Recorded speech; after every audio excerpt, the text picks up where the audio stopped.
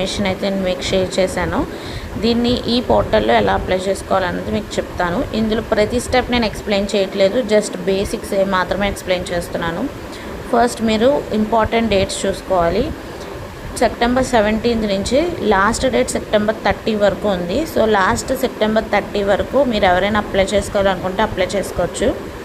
దీంట్లో ఏంటంటే hyper link ఏదైతే ఇస్తారో దాంట్లో ఇన్స్ట్రక్షన్ క్లియర్గా చదివి అప్పుడు మాత్రమే మీరు రిజిస్టర్ అవ్వండి.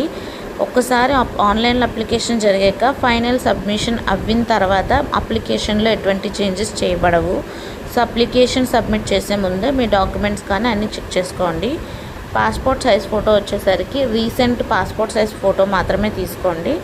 సిగ్నేచర్ కూడా వైట్ పేపర్ మీద, ప్లెయిన్ పేపర్ మీద నీట్గా స్కాన్ చేసి పెట్టుకోండి.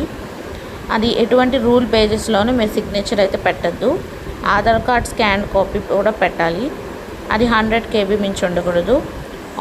ఇండియన్ నేషనల్స్ మాత్రమే ఎలిజిబిలిటీ కాబట్టి మీరు NRI ఎలాంటి వాళ్ళైనా సరే అప్లికేషన్ చేసుకోవడానికి ఉండదు. ఏజ్ లిమిట్ వచ్చేసరికి 21 నుంచి 30 ఇయర్స్ లోపల ఎవరున్నా సరే వాళ్ళు అప్లై చేసుకోవచ్చు. ఇంకా అప్లికేషన్ ఫీ వచ్చేసరికి 250 రూపీస్ ప్లస్ ట్రాన్సాక్షన్ ఛార్జెస్ ఒక 3 రూపీస్ అలా పడుతుంది. సో ఇది అండి basics. Next first register here అని నొక్కొని ఇక్కడ మీరు ఇండియన్ సిటిజన్ అని క్లిక్ చేస్తే ఎస్ అని వస్తుంది. తర్వాత మీ first name, middle name, last name ఇవన్నీ కూడా మీరు 10th సర్టిఫికేట్లో ఏ విధంగా అయితే ఉన్నారో ఆ విధంగానే మీరు పెట్టాలి. Date of birth, mobile number and email ID దయచేసి వర్కింగ్ ఈమెయిల్ ఐడియే పెట్టండి.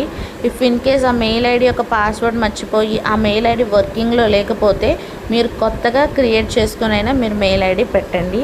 ఎందుకంటే మీకు ఇన్ఫర్మేషన్ అంతా మెయిల్ రూపంలో వస్తుంది కాబట్టి. ఆ తర్వాత సబ్మిట్ చేయాలి. సబ్మిట్ చేశాక మీరు రిజిస్టర్ అవ్వడం జరుగుతుంది. తర్వాత లాగిన్ క్లిక్ చేసి మీకు మీరు ఏదైతే మొబైల్ నెంబర్ ఇచ్చారో ఆ మొబైల్ నెంబర్కి SMSలో ఒక రిజిస్ట్రేషన్ నెంబర్, అదేవిధంగా మెయిల్లో కూడా ఒక రిజిస్ట్రేషన్ నెంబర్ అయితే వాళ్ళు మీకు పంపిస్తారు. ఆ రిజిస్ట్రేషన్ నెంబర్ మీరు క్లిక్ చేయాలి.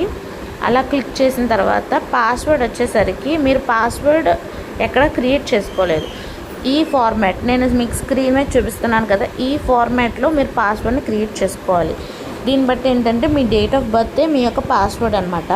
మీ డేట్ ఆఫ్ బర్త్లో ఉన్న డేస్ ఏది ఫస్ట్ 2 డిజిట్స్ అండ్ మంత్లో ఉన్న నెక్స్ట్ 2 డిజిట్స్, ఇయర్లో ఉన్న 4 డిజిట్స్ని హైఫెన్స్తో సెపరేట్ చేసి ఎటువంటి స్పేసెస్ లేకుండా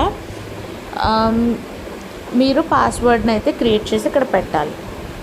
ఈ విధంగా మీరు అప్లికేషన్ ప్రాసెస్ చేసుకోవాలి. ఇఫ్ ఇన్ కేస్ మీకు ఎలాంటి